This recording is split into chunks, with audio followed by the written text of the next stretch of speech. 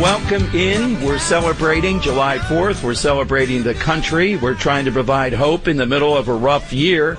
And the people that provide this throughout the year, and inspiration really is the word, is the Travis Manion Foundation. We have Ryan Manion back with us here on Talk Radio 1210. Ryan, I don't know if your ears were burning. We did an event with Dan Crenshaw, a virtual speaker series the other night. I wore my Travis Manion T-shirt. He talks about you guys in his new book, Fortitude, as a real good example of fortitude and inspiration.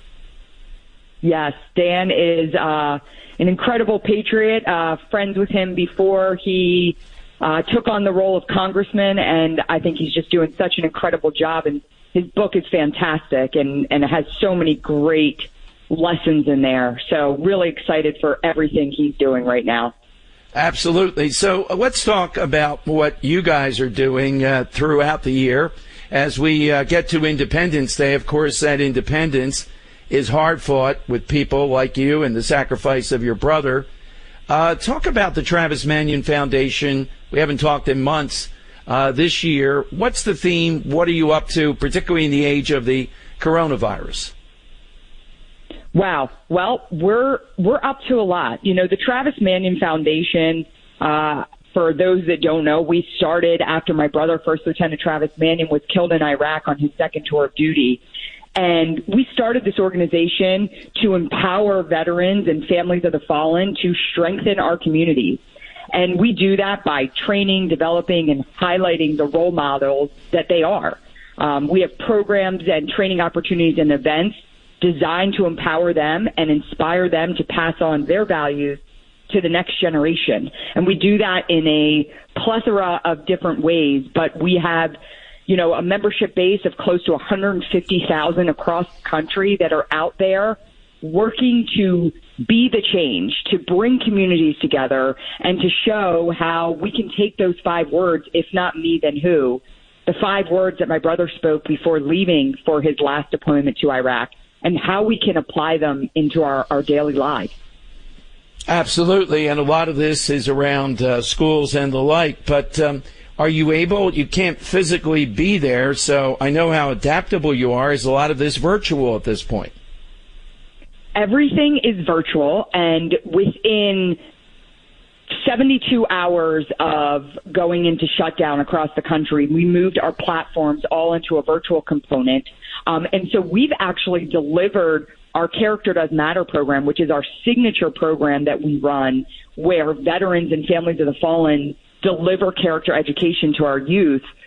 We moved that into an online platform, and we've actually been able to deliver the program to 10 times the amount of youth than we would in a physical sense. And it's so incredible, not only from the fact that, you know, we have all these kids and parents who are getting their kids on, who are downloading the lesson plans.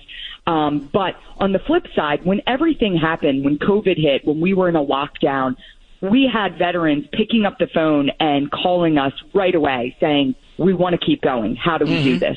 And so it's just such an incredible example of how our men and women who serve are ready to serve whether or not they're in uniform. Now, that gives life. We've been talking on my show, Ryan, recently about a Gallup poll out. It's the lowest in 42 years of Americans saying they're proud to be an American. And that's coming up on July 4th. It's a day when we think about this as much as any.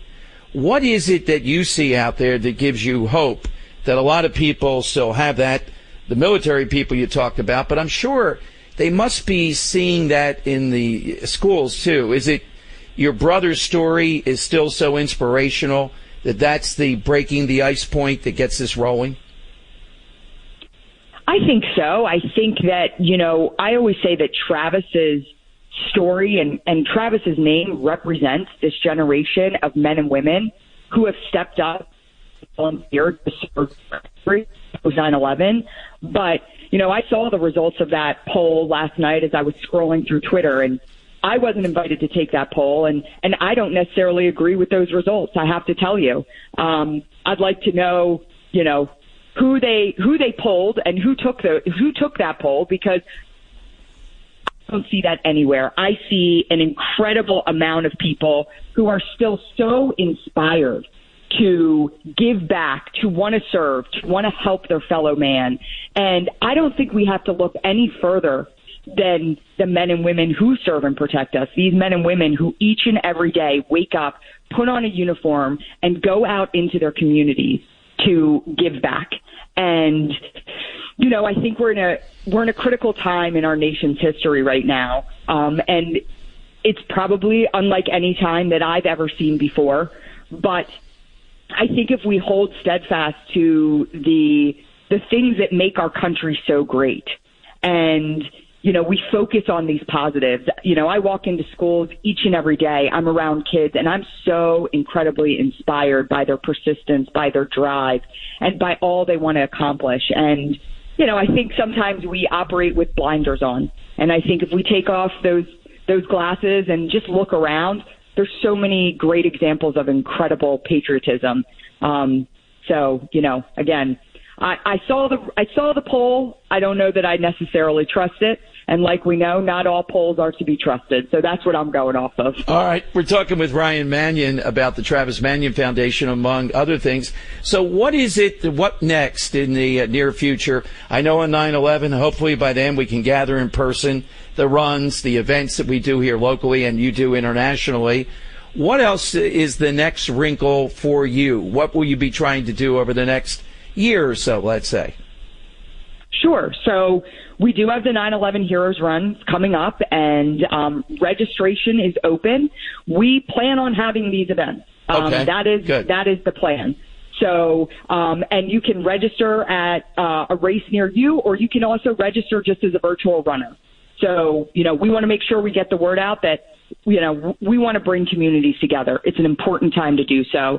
But as we move into the next year for us, we have some really exciting initiatives going on, you know, taking a little bit of the page out of how we operate in the virtual world. We are developing a Spartan Development Center where at any time veterans can access information on how and training programs on how they can learn and grow both personally and professionally. And we also have a really exciting thing happening right now that just kicked off last month. And it's a Spartan Leadership Program. And we picked out of hundreds and hundreds of applicants, 20 veterans from across the country that are going through a 6-month in-depth program that will end in Colorado in November, where they'll spend an intensive week together. And it's our first step in really dialing in on how we can continue empowering veterans and developing their leadership skills so they continue to be of service both in and out of uniform. Sounds very, very impressive. What's the website, the best website that people can see everything that we've been talking about, Ryan? TravisManion.org. You can go right on there. You can join the mission. You can sign up for a Heroes Run. You can look to our service projects. And I think it's important to note, Dom, that we are a veteran serving organization, but we're powered by thousands and thousands of inspired civilians. So you don't have to be a veteran to be part of our mission, to be part of our cause, and to get involved. Well, hope to see you in September. That's a long way off, but we want to be doing. I have to beat that woman pushing a baby carriage again. She won't stop over there in the Cooper River, which is my favorite place to be. So thank you, Ryan. Thanks for the inspiration and hope and the work that you do every single day. Thanks for joining us.